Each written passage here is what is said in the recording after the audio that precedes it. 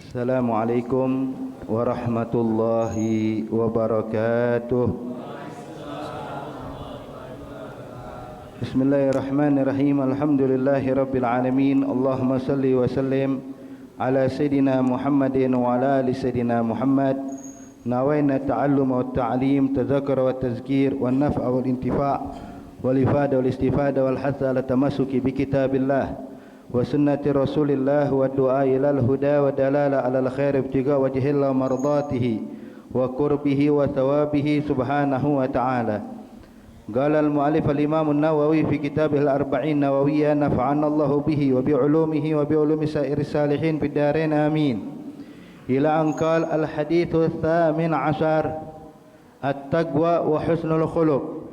An Abi Dzar Jundub bin Junadah al-Ghifari wa Abi Abdurrahman Muaz bin Jabal radhiyallahu ta'ala anhuma an Rasulillah sallallahu alaihi wasallam qala ittaqillaha haitsu ma kunta wa atbi'is sayyi'ata al-hasanata tamhuha wa khaliqin nas bi khuluqin hasan. Rawahu Tirmidzi wa qala hadis hasan wa fi ba'd nusakh hasan sahih.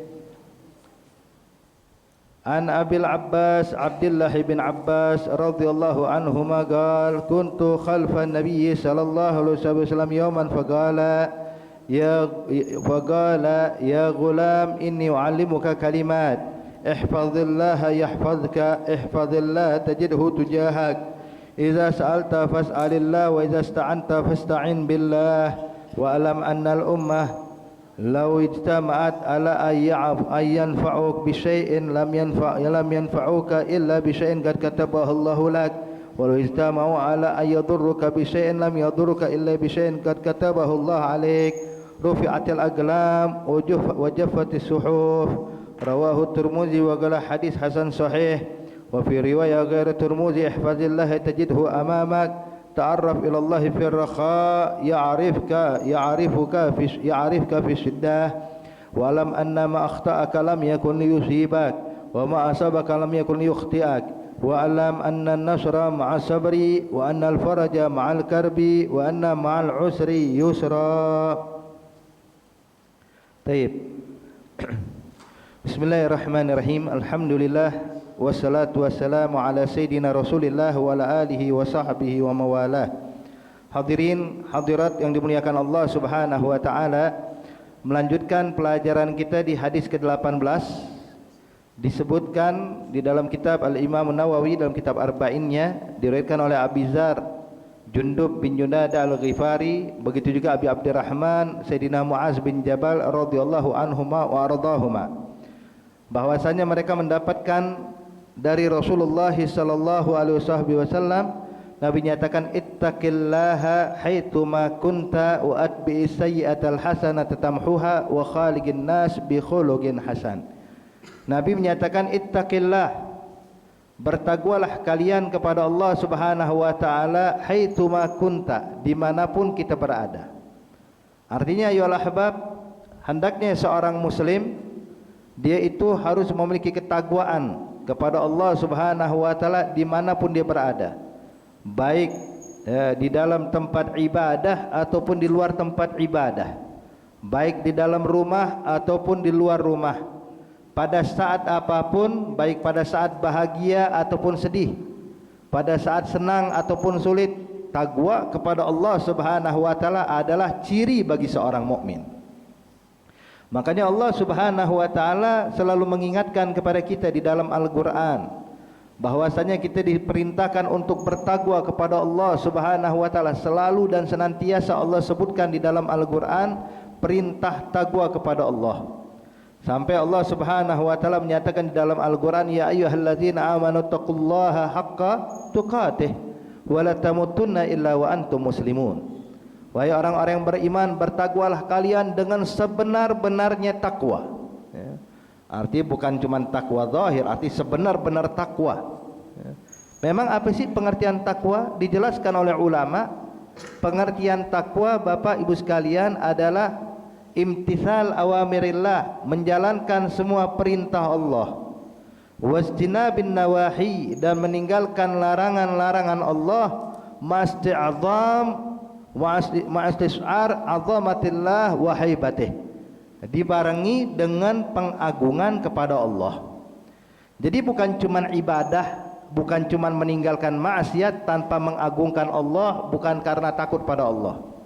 Jadi takwa itu Pak, kita jalankan ibadah, salat kita, puasa kita, zakat dan haji kita karena mengagungkan Allah, bukan karena rutinitas. Kalau cuma kita anggap rutinitas, kebiasaan sehari-hari, salat 5 waktu kita anggap rutinitas, ini belum dibilang takwa.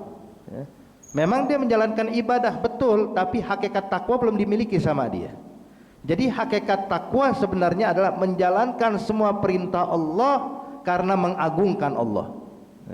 Beda hadirin. Orang kalau melakukan sesuatu karena mengagungkan sesuatu atau karena rutinitas. Kalau rutinitas biasa, santai, tanpa ada khawatir, udah dikerjain, yang penting saya laksanakan. Tapi kalau mengagungkan Allah dalam ibadah kita beda Pak, kualitas ibadahnya bakal berubah. Makanya Sayyidina Ali Zainal Abidin Ibn Husain bin Ali bin Abi Thalib, beliau ketika berwudu pucat wajahnya, bergetar badannya, sampai orang-orang bilang, ya Ali malak anta marid, Ali kenapa engkau begini, kau sakit, kok pucat wajahmu, kok gemeteran badanmu? Kata Ali Zainal Abidin, lastu marid, saya enggak sakit, cuman masalahnya sebentar lagi habis wudu saya bakal berdiri menghadap Allah. Jadi karena dia agungkan Allah sampai wudunya kayak begini hadirin. Ini orang kayak begini kalau wudunya udah khusyuk gimana sholatnya Pak? Nah, kita kadang-kadang wudu sambil ngobrol, sambil ngobrol, sambil pikiran macam-macam, ya gimana bisa khusyuk sholat kita hadirin?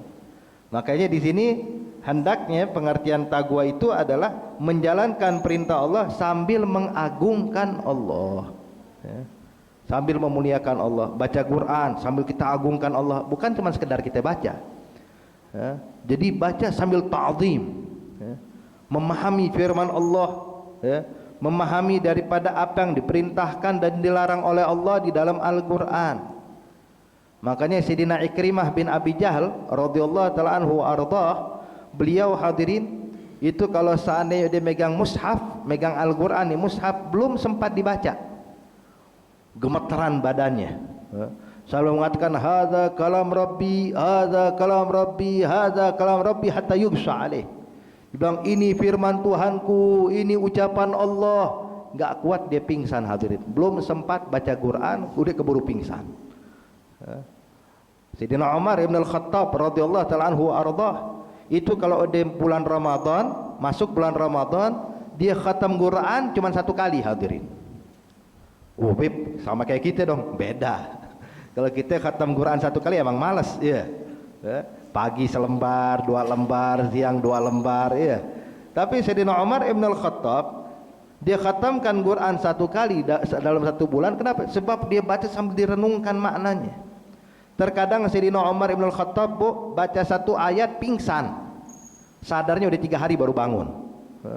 Saking takutnya sama Allah subhanahu wa ta'ala, saking mengagungkan Allah. Ini yang kayak gini kalau baca Quran subhanallah, luar biasa hadirin. Makanya orang-orang kayak begini nih, itu subhanallah, bacaan Quran yang dibaca jadi obat. Al-Quran yang dibaca jadi obat, sebab Allah bilang dalam Al-Quran fihi syifa, Al-Quran itu terdapat obat di dalamnya. Ada pernah diriwayatkan ada satu sahabat rombongan, ini sahabat mungkin ada berapa belas orang kalau kita baca daripada tafsir tentang suratul Fatihah. Sebab ini suratul Fatihah dikenal juga dengan suratul Ruqyah, untuk ruqyah, ada suratul Fatihah. Jadi kalau kita baca tafsir di Hasyiatus Sawi atau di kitab tafsir lainnya, Al-Baghawi mungkin, itu kalau kita baca hadirin tafsirnya dalam suratul Fatihah, jadi dikisahkan dahulu ada beberapa sahabat melakukan perjalanan, ada berapa belas sahabat lah kalau itu saya lupa, berjalan. Biasanya nih orang Arab kalau ketemu orang asing disambut. Jadi orang Arab itu dahulu ya, itu nggak boleh ngeliat orang asing, melainkan langsung dijamu sama dia. Sampai sekarang pun ada sebagian di daerah Hadramut sana, daerah Yaman hadirin, Ada yang masih kayak begini nih. Ya. Biasanya orang-orang Badui yang kayak begini hadirin. Itu sifat mereka tuh sangat menghargai tamu. Walaupun nggak dikenal Pak. Ya. Makanya kita kalau di Hadramut itu kalau udah masuk daerah Doan, Wadi Doan, Lembah Doan hadirin, tuh kita jalan nih berapa orang, jalan kaki, itu yang nawarin kita mungkin lebih dari 10 orang mampir ke rumahnya. Bahkan bukan cuma orang dewasa, anak kecil. Kalau ketemu kita, fadhal indana, ayo mampir ke rumah, anak kecil loh. Subhanallah. Kalau zaman kita sekarang, kita masuk kampung kita, wala ada orang yang mempersilahkan kita masuk ya. Takut beb, ntar maling lagi ke rumah. Cuman asyahid di sini hadirin, sifat mereka itu suka menjamu tamu hadirin, walaupun nggak mereka kenal. Alhasil, ketika ini rombongan sahabat Pak, nyampe ke satu daerah, satu kampung, subhanallah, ini kampung semuanya orang pelit. Kampungnya orang bakhil, bukhala semuanya. Sehingga nih para sahabat lewat, nggak ada yang nawarin mampir. Sampai ada satu sahabat memberanikan diri kepada orang-orang penduduk situ, minta izin, boleh nggak kita istirahat malam ini di sini? Nggak ada yang ngasih mempersilahkan rumah mereka hadirin. Artinya beda dari kampung-kampung Arab lainnya. Maka sahabat bilang, ya Allah, kita masuk kampung kaum bukhala, orang pelit semua isinya. Udah deh, sampai para sahabat bikin tenda di luar kampung ini hadirin. Dirikan tenda, khalas tinggal di tenda itu. Perut lapar, nggak ada makanan. Subhanallah, pas malam tiba hadirin, ketika pemimpin kampung tersebut, kepala suku kampung tersebut lagi tidur, tahu-tahu dipatuk ular berbisa. Dipatuk ular berbisa, nggak ada dokter. Tabib kala itu ketika ngelihat, waduh ini nggak bisa ditolong. Maka si kepala kampung ini teriak kesakitan. Coba carikan orang yang bisa menyembuhkan saya. Ada sebagian orang bilang, oh mungkin itu kali orang-orang yang di tenda di luar kampung kita, mereka ini sahabatnya Muhammad katanya. Sebab ini kampung non muslim. Mungkin itu sahabatnya Muhammad, kali aja yang kita dengar sih kalau Muhammadnya Masya Allah, orang sakit didoain sembuh. Ini kali sahabat-sahabatnya bisa kayak begitu. Kata pemimpin kampung, panggil deh kemari. Yang penting saya sembuh. Maka didatengin nih satu sahabat yang mimpin rombongan, bilang, oh minta bantuan dari kita. Ini sebab nih sahabat tahu ini orang pelit semua nih. Ente minta bantuan dari kita. Dia bilang, iya tolong deh, kalau nggak kepala kampung itu bisa meninggal dunia. Dia bilang dengan syarat, kalau aneh bisa sembuhkan penyakit kepala kampung, tolong kasih kita 40 ekor kambing. Siap atau enggak? Kata orang kampung, oh siap, yang penting kepala kampung kita sehat. Berangkat. Ini sahabat asal sebut aja hadirin, dia pun juga bingung, ini apa yang mau dibacain. Nabi nggak pernah ngajarin hadirin, bingung nih sahabat. Datang ngelihat nih kepala kampung udah keringet dingin, udah mau meninggal, dia sekarat. Maka ini sahabat subhanallah terlintas surah Al-Fatihah, dipegang nih kaki yang dipatuk ular tersebut, dibacain surat Al-Fatihah. Cuman beda Pak, Fatihah yang dibaca sama sahabat sama Fatihah yang dibaca kita. Kalau dibaca sahabat tuh dengan ta'zim, dengan penuh pengagungan Allah, dengan khusyuk. Kalau kita mau baca Fatihah sama nengok HP gitu ya. Dibacain Fatihah 1 kali, dibacain 2 kali, dibacain 3 kali, enggak nyampe 5 kali sembuh daripada penyakit tersebut, kembali sehat nih kepala kampung. Maka dihadiahkan buat sahabat ini 40 ekor kambing.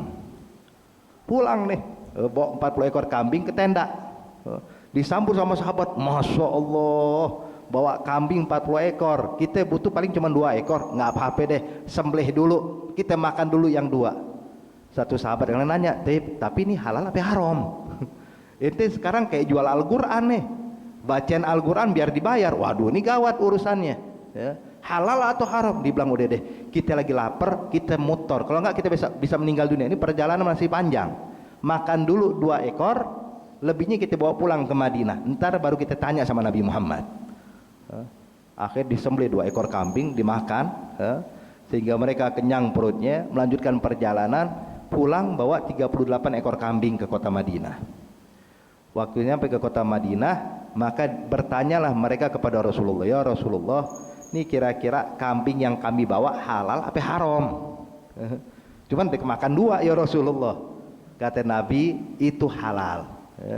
Kata Nabi itu halal. Makanya hadirin hadirat yang dimuliakan Allah Subhanahu wa taala, sering kita dapatkan mungkin ya, di dalam acara pernikahan Pak, ada yang namanya mas kawin.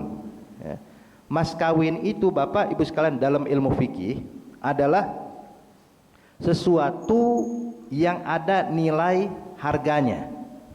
Yang ada nilai harganya.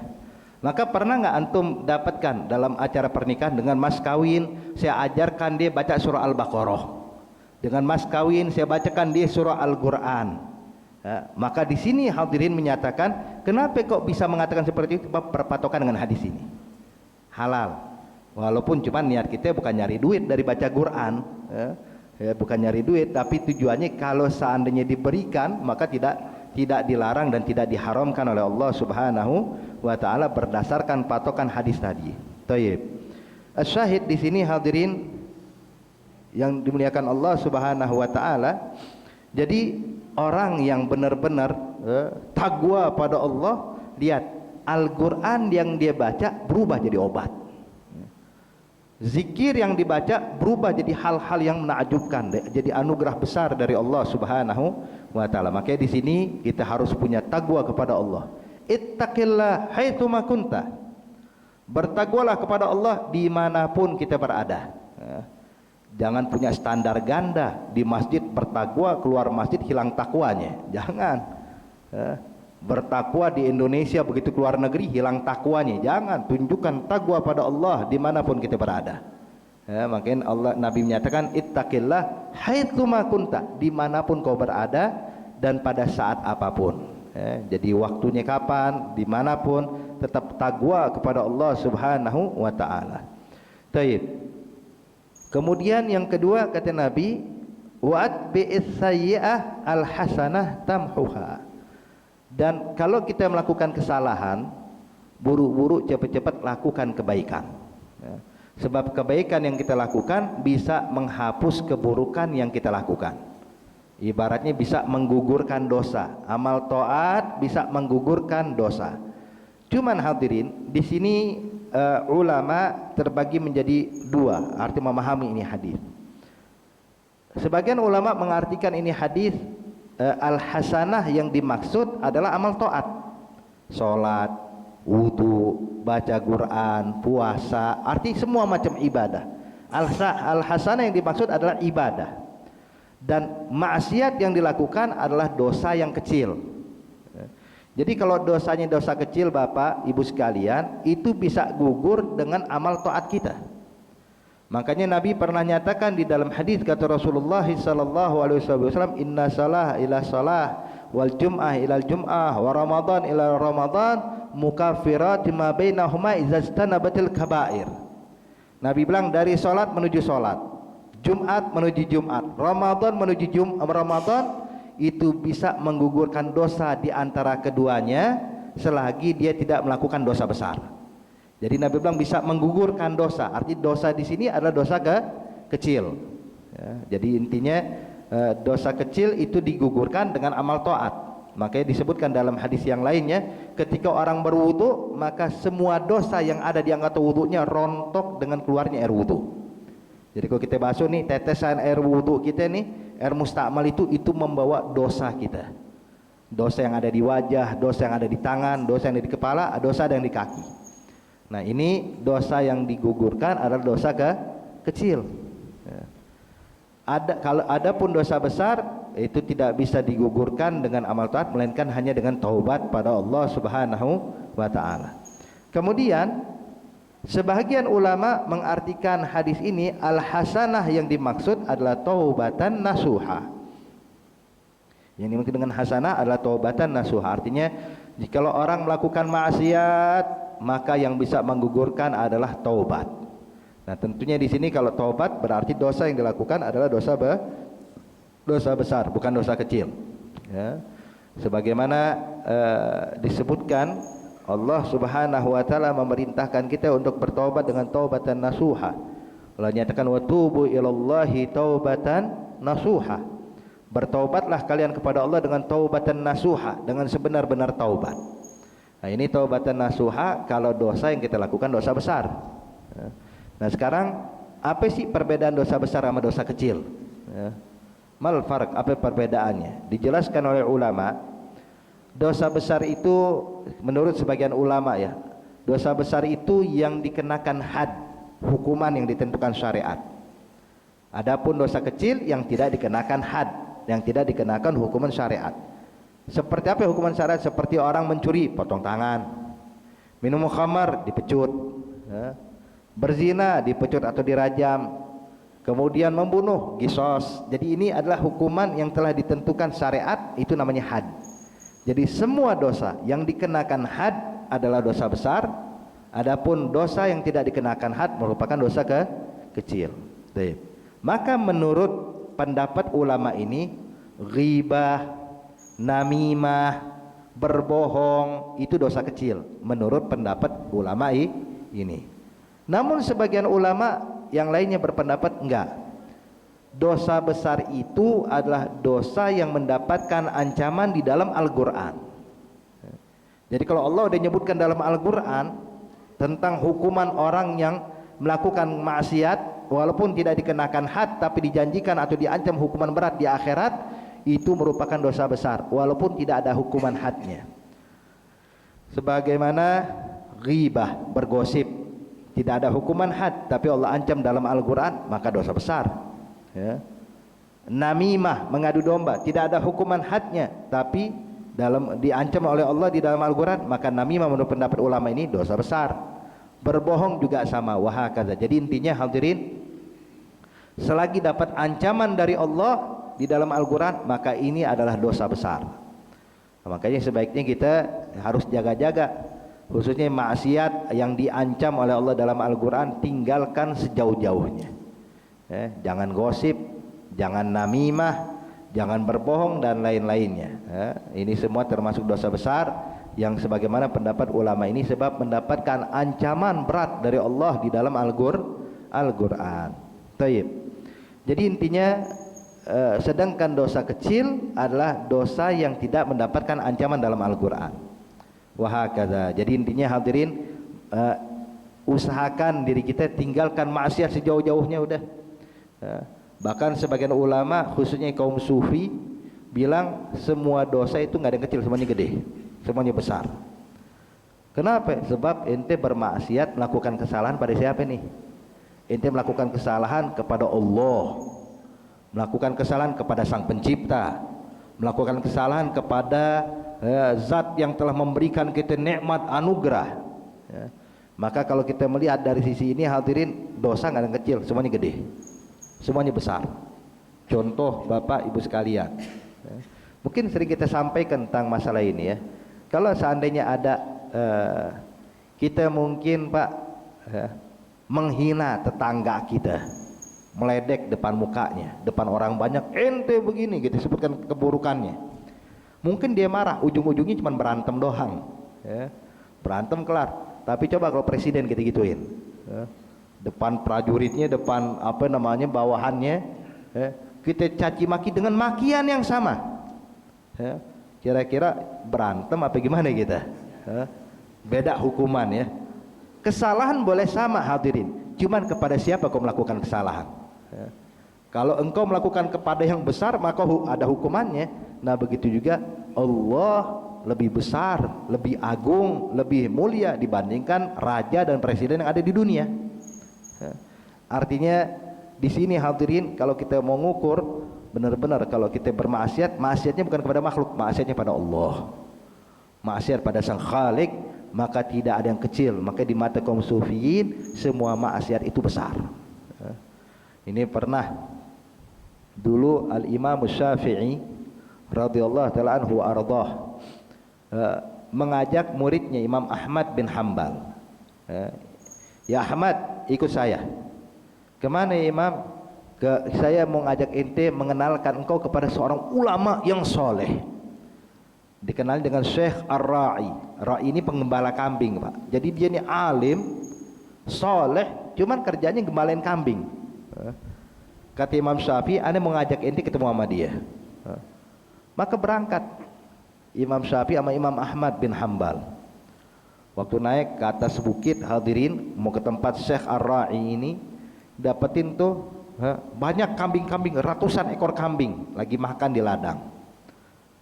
Dan didapetin di pojokan ada rumah seperti gubuk kayak begitu, dapetin ada satu orang tua yang lagi sholat menghadap kiblat dengan khusyuk sholatnya.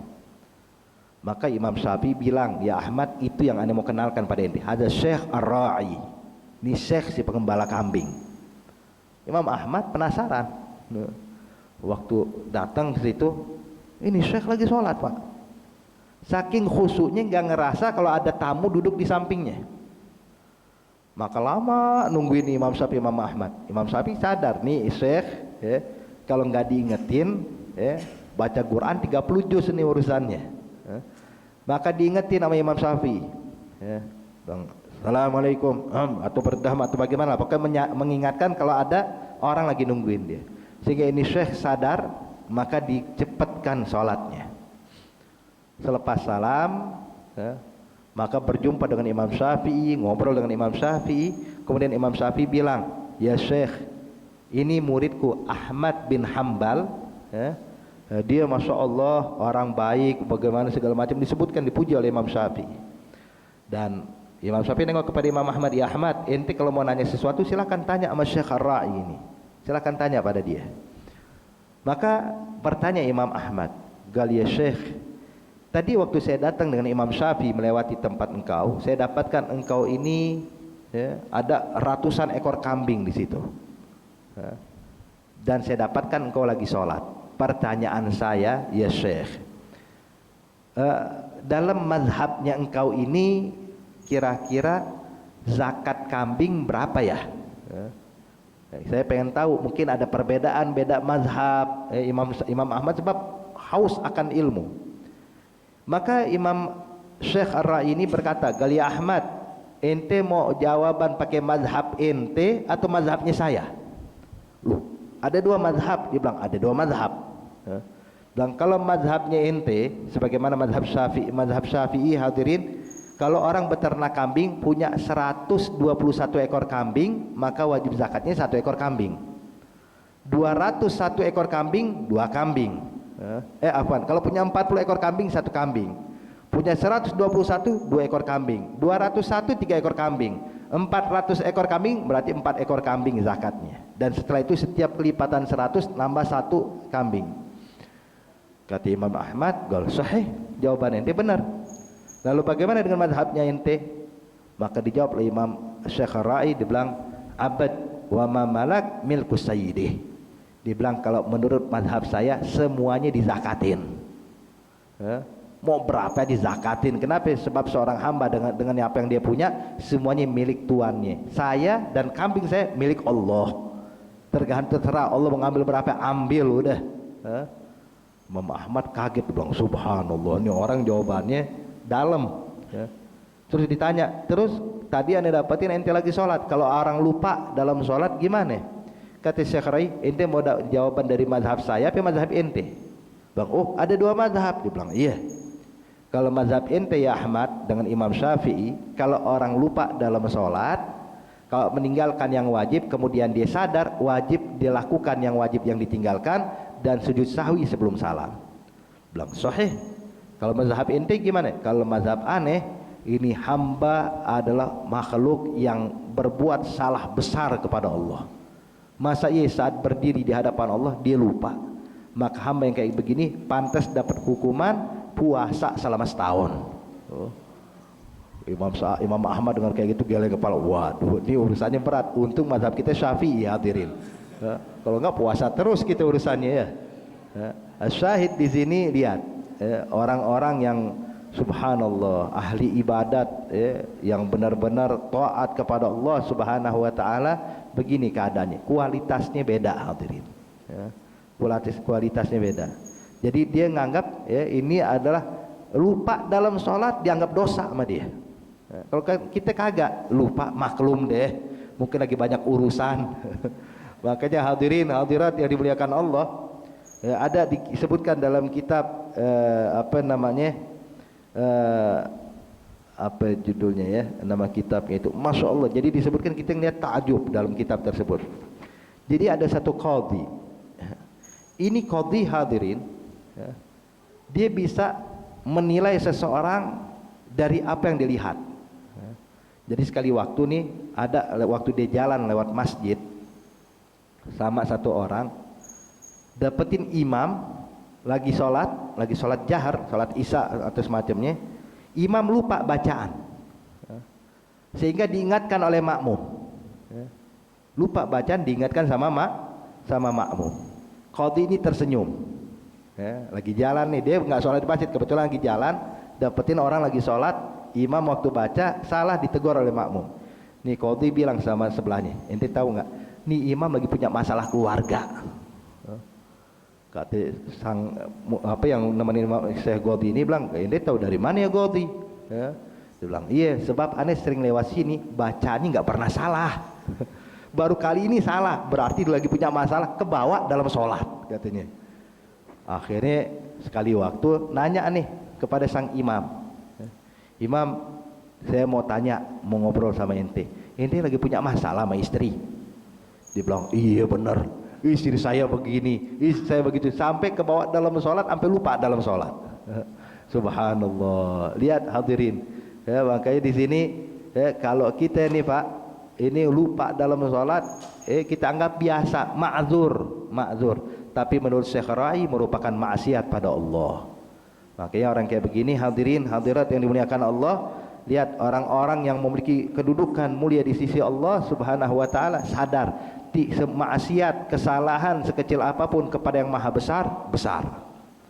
Kesalahan yang dilakukan kepada Allah Subhanahu wa taala, maka tidak ada yang kecil, semuanya besar. Nauzubillah min dzalik. Semoga kita diselamatkan daripada dosa, amin ya rabbal alamin.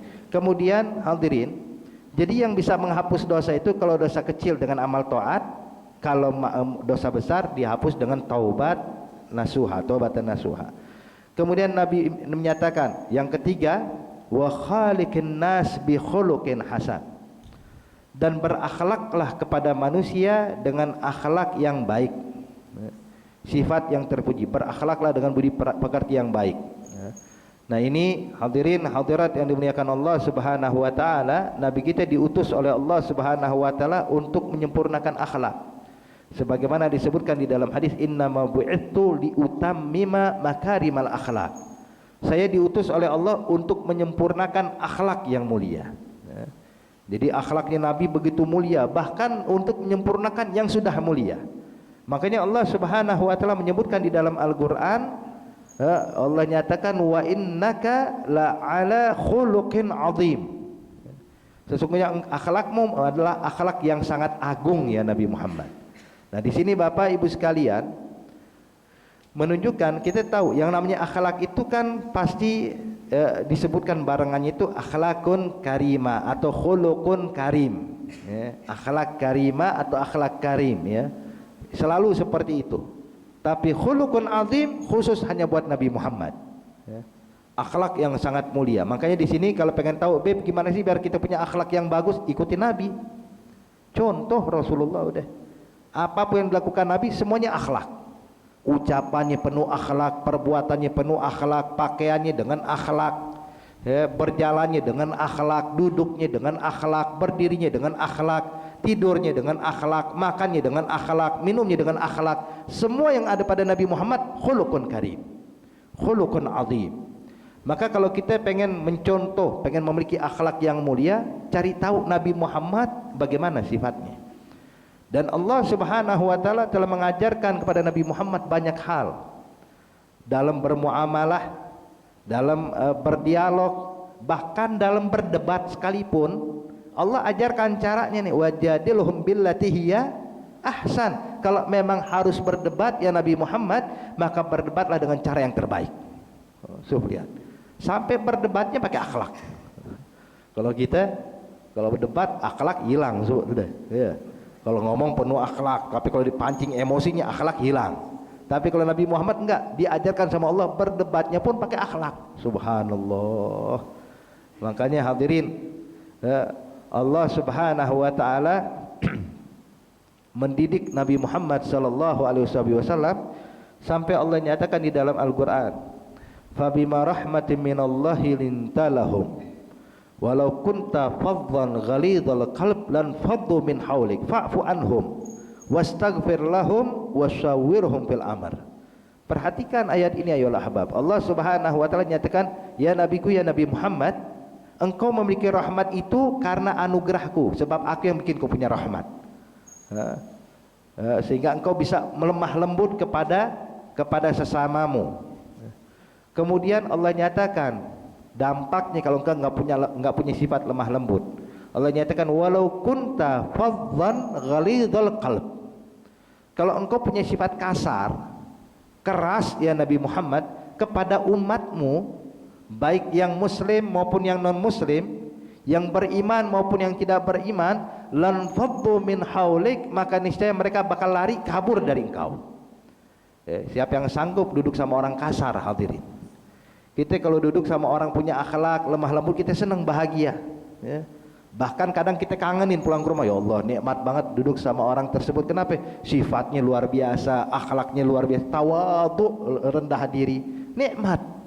Tapi coba kalau kita duduk sama orang yang kasar, bentar-bentar ngomel, bentar-bentar nyaci maki, waduh, kita disumpek duluan, baru semenit kita nggak kuat, hadirin. Walaupun yang diomelin bukan kita, ya. Walaupun yang dimarahin bukan kita, orang lain, cuman kita duduk sama dia itu udah ngerasa risih. Tapi coba kalau duduk sama orang yang lemah lembut, ya. Makanya Allah nyatakan, "Walau kunta faddan ghalidhal qalb lan faddu min haulik." Kalau engkau punya sifat kasar, keras ya nabiku, ya Nabi Muhammad, niscaya orang bakal lari menjauh dari engkau. Tapi kenyataannya enggak, orang-orang berkumpul sama Nabi Muhammad. Bahkan hadirin hadirat yang dimuliakan Allah, itu Nabi kalau duduk sama sahabat nih Bu, itu semua sahabat merasa dirinya adalah orang yang paling dekat sama Nabi Muhammad. Lagi duduk di majlis, dalam hatinya, Masya Allah, kayaknya Nabi Muhammad yang paling diopenin sama Nabi saya nih. Kayaknya Nabi Muhammad paling seneng sama saya nih. Kenapa? Sebab Nabi Muhammad kalau melihat muka saya senyum. Jadi kalau Nabi ngobrol ngeliat fulan senyum gitu, wah ini sahabat disenyumin sama Nabi, seneng, hadirin. Kayaknya orang yang paling disenengin di majelis cuma saya doang. Ternyata ini isyarat dalam hati para sahabat, bukan hanya pada dia, semua sahabat ngerasain kayak begitu, hadirin. Semuanya ngerasa kayak ini. Waktu keluar dari majelis bilang, "Ente tahu nggak? Kayaknya Nabi paling seneng sama saya deh." "Oh enggak, sama saya," katanya. Kenapa? Sebab Nabi kalau mandang muka mereka sambil senyum, hadirin. Allah. Ya Rabb, insya Allah kita diizinkan untuk memandang wajah Nabi Muhammad di akhirat kelak.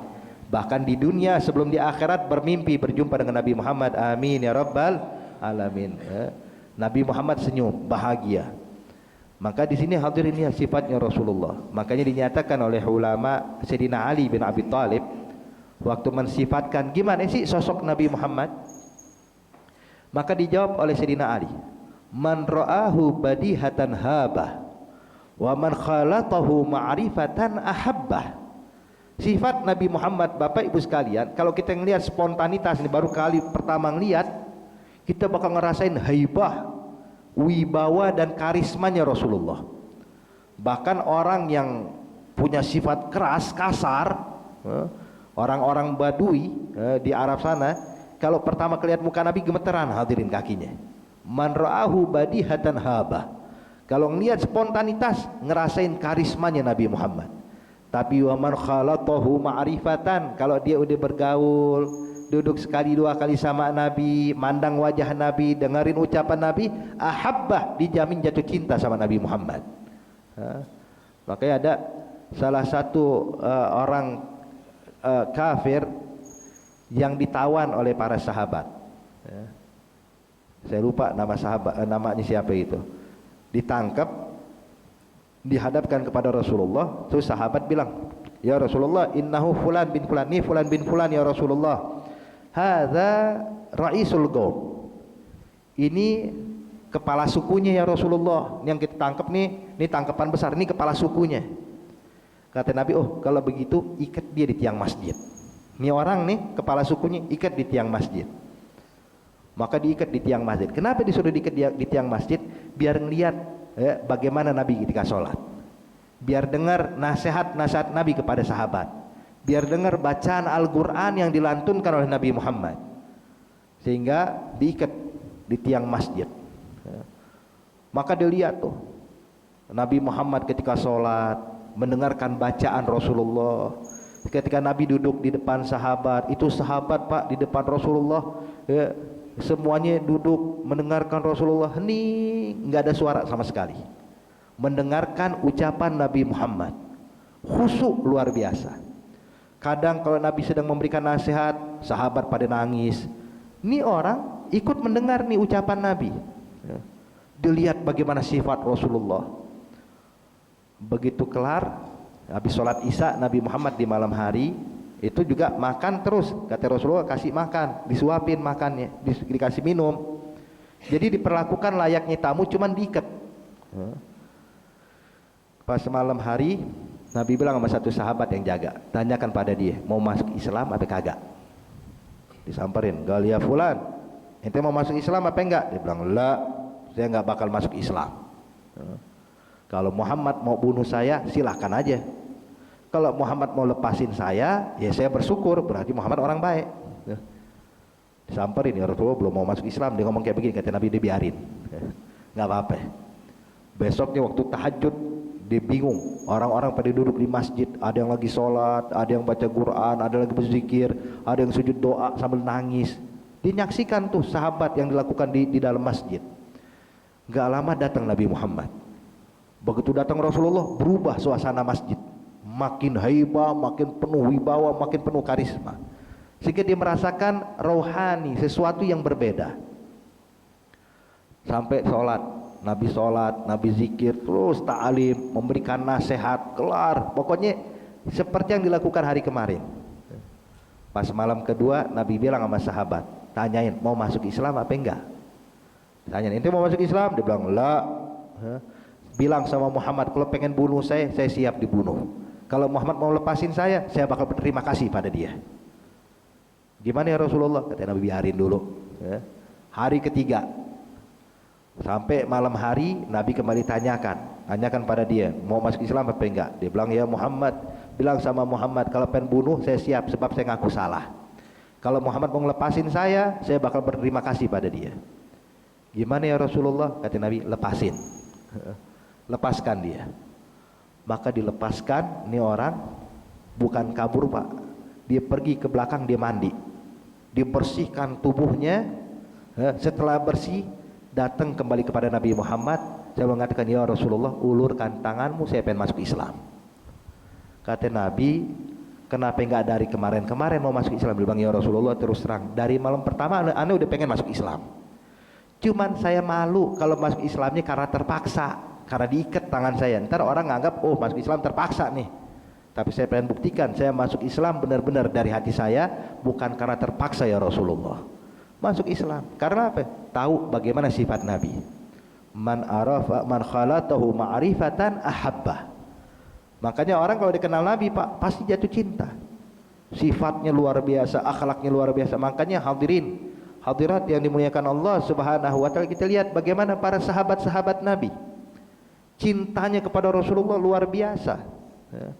Sampai Sayyidina Bilal bin Rabah radhiyallahu taala anhu ardhah, beliau pada saat sekarat, tentunya Nabi sudah wafat, ini Bilal bin Rabah ketika dalam keadaan sekarat, hadirin, datang istrinya menyaksikan Bilal yang sudah nafasnya sudah terengah-engah.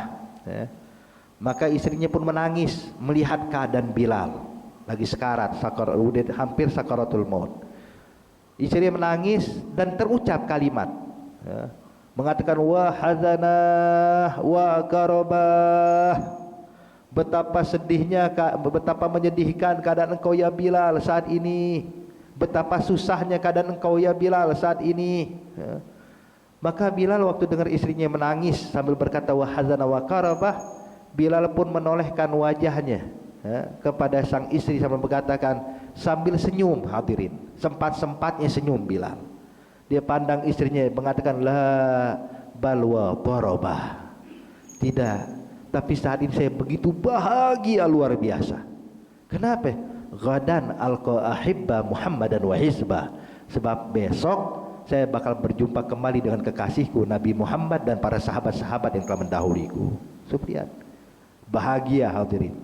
Ya, nih keadaan para sahabat pada saat sakaratul maut ya begini. Ya. Sayyidina Umar ibn al-Khattab radhiyallahu taala anhu wa ardhah.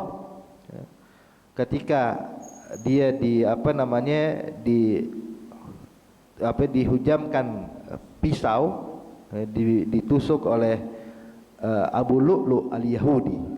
Abu Lu'lu'ah, ada orang Yahudi ini benci kepada Islam, benci kepada Sayyidina Umar ibn al-Khattab, sehingga dia balurkan dia punya belati dengan pisau, dengan racun. Sehingga kala itu yang terbunuh bukan Sayyidina Umar, beberapa orang yang belakang Sayyidina Umar, sebab waktu lagi sholat nih Sayyidina Umar. Makanya dikenal Sayyidina Umar ini Pak, gelarnya Syahidil Mihrab. Syahidil Mihrab, orang yang mati syahid di mihrab. Syahidil mihrab.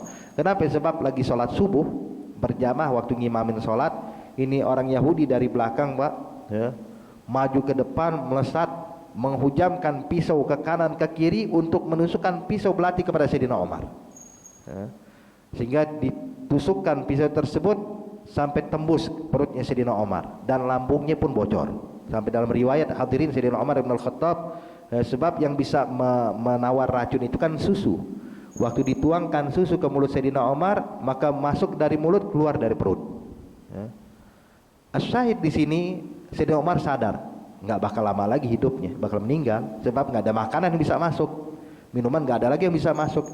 Sayyidina Umar bilang kepada putranya Abdullah bin Umar, ya Abdullah, tolong kau mampir ke rumah Ummul Mukminin Aisyah. Bilang Amirul Mukminin kirim salam dan minta izin kalau Amirul Mukminin meninggal, bolehkah dikuburkan bersama dua sahabatnya, Sayyidina Nabi Muhammad dan Sayyidina Abu Bakar Siddiq. Berangkat Abdullah bin Umar ke rumah Siti Aisyah atas pesan dari abahnya. Maka Siti Aisyah mengatakan, ahlan wa sahlan bi Amiril Mukminin. Ya, saya ucapkan selamat datang buat Amiril Mukminin. Kalau memang dia mau, saya berikan tempat ini buat dia.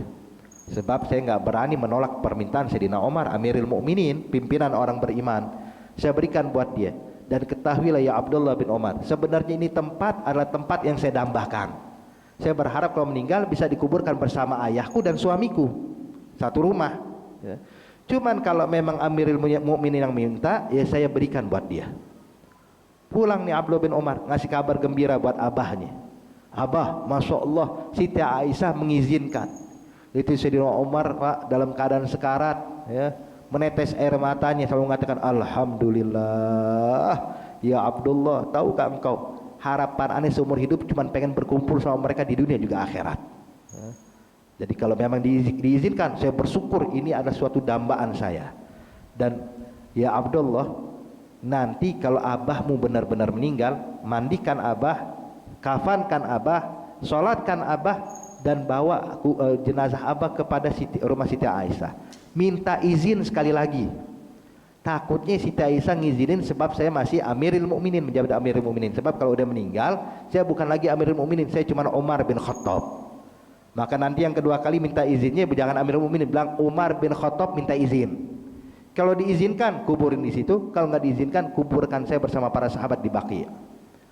Maka dibawa jenazahnya waktu meninggal, maka diizinkan oleh Siti Aisyah dan dikuburkan. Makanya sekarang kuburan di situ ada 3, Nabi Muhammad, Sayyidina Abu Bakar Siddiq dan Sayyidina Umar. Itulah penyebab hadirin Sayyidina Umar dikuburkan di situ. Artinya lihat di sini dambaan dia dalam kehidupan ini cuma bisa pengen dikumpulkan bersama Rasulullah Sallallahu Alaihi Wasallam. Makanya para sahabat jadi mulia hadirin. Makanya di sini hendaknya Bapak Ibu sekalian, ketika Nabi katakan wa khaliqin nas bi khuluqin hasan, berakhlaklah kalian dengan akhlak yang mulia, maka contoh Nabi Muhammad. Ya, sebagaimana tadi yang kita gambarkan di dalam Al-Qur'an, gimana sih akhlak Nabi? Ya. Jadi orang kalau dikenal Nabi pasti jatuh cinta. Makanya di situ sifat Nabi Allah gambarkan gimana? Allah nyatakan apa namanya? Fa bi rahmatin minallahi lintalahum wa kunta fadlan ghalidan fadlan alaik fa'fu anhum. Allah nyatakan di dalam Al-Quran, kalau ada orang berbuat salah kepada engkau, fa'fu anhum, maafkan mereka ya Muhammad. Jangan nyimpen dendam, jangan nyimpen benci, maafkan semua orang yang dulu pernah buat salah sama engkau. Makanya hadirin hadirat yang dimuliakan Allah, itu berapa banyak dulu sahabat-sahabat sebelum kenal Islam adalah orang yang memerangi Nabi Muhammad. Khalid ibn Walid, bagaimana keadaan penyebab Islam kala itu terpukul atau menjadi kalah dalam perang Uhud. Kala itu Khalid ibn Walid ikut gabung bersama pasukannya Abu Sufyan, kufar Mekah, sehingga saat itu Rasulullah terluka, Sayyidina Hamzah terbunuh, banyak sahabat-sahabat terbunuh. Tapi lihat bagaimana saat Khalid ibn Walid memeluk Islam. Saat masuk Islam Sayyidina Khalid ibn Walid, maka Nabi langsung kasih gelar, ente Saifullah, kau pedangnya Allah. Sebagaimana dulu kau gunakan kekuatanmu dan strategimu untuk menghancurkan Islam, maka sekarang gunakan kekuatan dan strategimu untuk membela Islam ya Khalid. Itu seakan-akan itu kesalahan dia dilupain. Fa'fu anhum, dimaafkan. Bahkan Nabi nggak pernah mengungkit-ungkit kesalahan dia. Dan juga berapa banyak para orang sahabat-sahabat dulu adalah orang yang memerangi Islam, begitu dimaafkan khalas, langsung dimuliakan sama Nabi Muhammad. Wahsy ketika masuk Islam dimaafkan sama Rasulullah.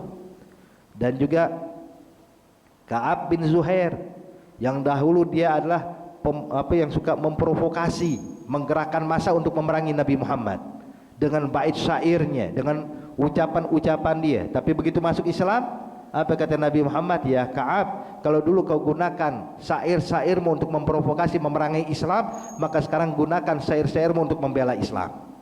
Maka mulai dia puji Rasulullah, dia puji Allah, dia puji Islam. Dalam qasidahnya Nabi saking senangnya Pak, Nabi lemparkan rida hadiah buat dia. Lihat, fa'fu anhum. Habis dimaafkan diapain? Allah bilang wastaghfir lahum. Maaf doang nggak cukup ya Nabiku ya Nabi Muhammad. Bacakan istighfar buat dia. Tuh orang buat salah ente dia maafin, bacain istighfar. Mohonkan ampun kepada Allah. Tuh disuruh kayak begitu. Coba kalau kita hadirin, ada orang buat salah sama kita bu, kita maafin aja udah untung. Nih terus kita mau baca doain, ya Allah ampuni dosa dia, naikin derajat dia. Wah boro-boro. Maka di sini Allah memerintahkan Nabi Muhammad wastaghfir lahum, bacakan istighfar. Dan yang ketiga apa kata Allah? Wasyawirhum fil amr, ajak musyawarah, dengerin pendapatnya, dengerin masukannya. Ya Allah, ini akhlak hadirin, sifat Rasulullah yang diajarkan oleh Allah di dalam Al-Quran. Dan sebenarnya masih banyak lagi di dalam Al-Quran hadirin, sifat-sifat atau yang mengajarkan kepada Nabi Muhammad akhlak yang begitu mulia, yang bisa kita jadikan panutan dan contoh dalam kehidupan kita. InsyaAllah Allah berikan taufik hidayah buat kita semuanya. Allah golongkan kita orang-orang mendapatkan ridha-Nya, dan kita dijadikan orang-orang mendapatkan syafaat dari Nabi Muhammad di dunia wal barzah wal akhirah. Ala hadhihi niyyah wa kullu niyatin salihah wa ila hadratin Nabi Muhammadin sallallahu alaihi wasallam. Al-Fatihah. A'udzubillahi minasyaitonir rajim. Bismillahirrahmanirrahim. Alhamdulillahirabbil alamin arrahmanirrahim maliki yaumiddin. Iyyaka na'budu wa iyyaka nasta'in. Ihdinas siratal mustaqim siratal ladzina an'amta 'alaihim. Rabbana taqabbal minna innaka antas samiul alim wa tub 'alaina innaka antat tawwabur rahim. Doa biha subhanakallahumma wa tahiyyatuhum biha salam wa akhiru da'wahum alhamdulillahi rabbil alamin. Lebih kurangnya al-fakir mohon maaf. Wabillahi taufiq wal hidayah. Wassalamu alaikum warahmatullahi wabarakatuh.